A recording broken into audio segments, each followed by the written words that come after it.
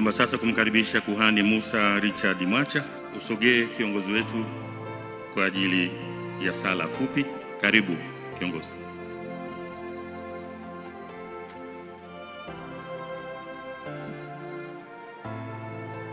Tuombe.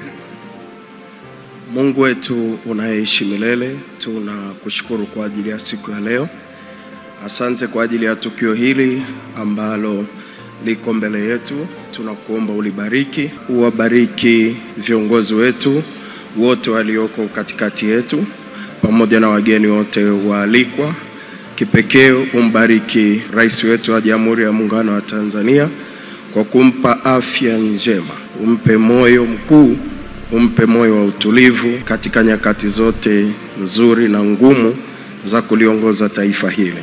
Wawekee mkono wa neema usaidizi wake wote katika wakati wote wa kutekeleza majukumu yao.